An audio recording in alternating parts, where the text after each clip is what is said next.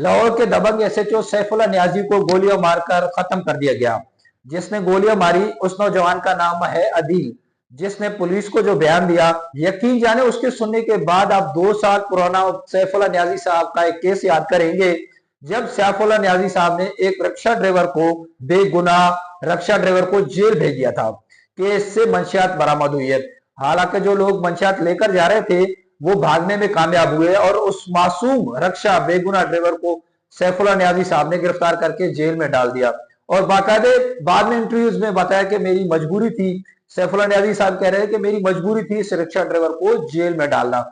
अब जनाब हुआ कुछ यूं के सैफुल्लाह न्याजी साहब चंद माह कबल शादमान में एसएचओ थे। आजकल बाबू साबू में उनके पोस्ट में इंचार्ज थे, जो कि रात में ड्यूटी करते थे और रात में ड्यूटी करके सुबह में घर वापस जाना। और बाबू साहब में किसी फ्लैट में रहते थे कि फ्लैट के नीचे एक नौजवान जिसका नाम अदील, और वो मोटरसाइकिल का मैकेनिक था।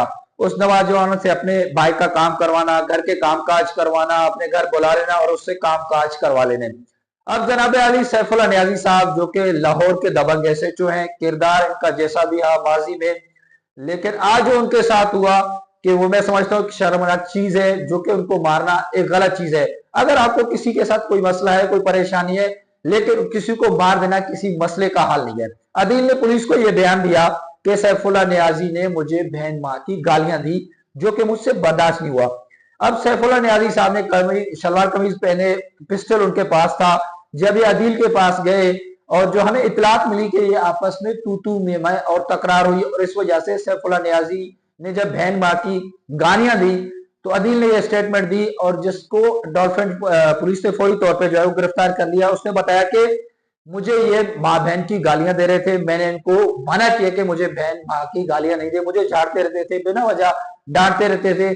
जब माँ बहन पर बात आई तो मुझसे बर्दाश्त नहीं हुआ, तो उन्हीं के पिस्टल से, यानी जो सैफुल्लाह साहब के साथ पिस्टल था, उन्हीं के पिस्टल से उस अदील ने सैफुल्लाह न्याजी को गोलियां मार के मौके पर खत्म कर दिया। अब 2 साल कबल सोशल मीडिया पर एक केस वायरल हुआ था। एक रक्षा ड्राइवर था जो लाहौर का था, वो किसी सवारी को लेके जा रहा था। जब उसको चेक पोस्ट पर रोका गया तो पीछे बैठा हुआ नौजवान था जो अपना सामान लेके जा रहा था, वो वहां से पुलिस को देखकर भाग गया। तो पुलिस को जब शक हुआ तो पुलिस ने जब वो सामान चेक किया तो उसमें मंशिया था। उसमें रक्षा ड्राइवर ने कहा कि मुझे किसी किस्म का कोई चीज मालूम नहीं, मुझे नहीं पता कि इसमें क्या है, मैं इसको मंजिल तक लेके जा रहा था, मेरा उसमें क्या कसूर है। तो सैफ साहब ने अपनी ताकत इस्तेमाल करते हुए उस शख्स को, आम आदमी को, बेगुनाह को, रक्षा ड्राइवर को जेल में डाल दिया। अब वहां पर डीआईजी फैसल कामरान साहब मौके पर पहुंचे और केस को खुद देख रहे हैं। जिसने उसको मारा वो गिरफ्तार हो चुका, उसने स्टेटमेंट भी दी है और जिस वजह से उसने मारा वो भी बताया। और सैफ साहब के पास जितने भी मुलाजमत काम कर रहे थे, जो उनका मिलना जुलना था, कि उन सबका ये मुलाजमत का कहना है कि सैफ साहब बड़े गुस्सा करते थे, बदतमीजी करते थे।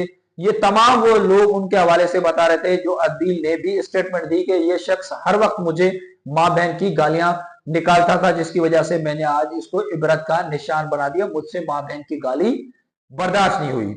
सैफुल्लाह न्याजी दबंग एसएचओज हैं, लाहौर में इनकी बड़ा नाम है और बड़ी कार्रवाई कर चुके हैं, बड़े बड़े गैंग को इनको गिरफ्तार किया है और बड़ा असरो सुराख है इनका, और एक बहुत ही दबंग एसएचओ है। लेकिन आज अचानक से उसकी मौत की खबर आई तो ये पुलिस के लिए एक लम्हा फिक्र था कि हमारा अपना इंस्पेक्टर, एक अच्छा इंस्पेक्टर और एक तगड़े इंस्पेक्टर है, उनको आज मार दिया गया। ये तो एक इंतहाई अफसोसनाक खबर है। फौरन वहां पर पुलिस पहुंची, डॉल्फिन पुलिस पहुंची, डीआईजी साहब पहुंची, वहां पर जो बेजान जिसमें सैफुल्लाह न्याजी साहब का, उसको हॉस्पिटल मुंतकिल किया गया। अब देखना यह है कि अदील के साथ पुलिस को क्या कार्रवाई करती है। अदील ने फौरी तौर पे जो है वो पुलिस के साथ इतराफ किया और वहां पर मौके पर ही डॉल्फिन पुलिस मौके पर गश्त कर रही थी और वहां पर मौके पर ही गिरफ्तार कर लिया। मेरी लेकिन पुलिस अफसरान से भी गुजारिश है कि खुदारा खुदारा खुदारा, जब आपके पास ताकत होती है तो अपने ताकत का इस्तेमाल ऐसे गरीब शख्स पे इस्तेमाल ना करें जो एक मजलूम है। हाँ, अगर कोई मुजरम है तो उसको बिल्कुल आप ताकत का इस्तेमाल करें, अदालत में पेश करवाएं और उसको सजा दिलवाएं। लेकिन किसी शख्स, गरीब शख्स को, जिसको ताकत नहीं है, जिसको कोई पावर नहीं है, जिसके पास मजलूम है, तो उसके साथ जुल्म ना करें। लेकिन यह भी गलत है कि अदील ने जो है वो एक इंस्पेक्टर को कानून हाथ में लिया और उसको जो है वो मौत की घाट सुला दिया, वो भी गलत है।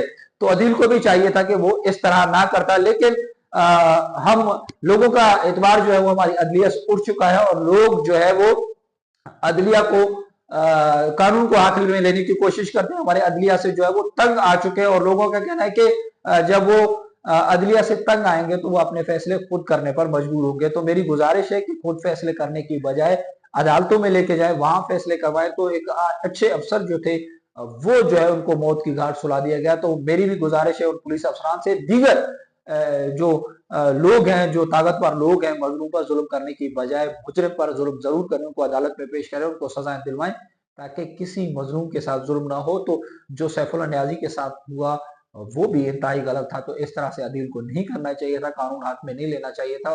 वो किसी को बताते, अफसरों को दरखास्त देते, अदालत में जाते, दीगर जो कानून नाफिज करने वाले इदारे के लोग हैं उनके पास दरखास्तें जमा करवाते हैं, तो कानून को हाथ में नहीं लेते। इसी के साथ अपने मेजबान इम्तियाज अखरानी को दीजिए इजाजत। मिलेंगे नए प्रोग्राम के साथ, जब तक अल्लाह नहीं हुआ।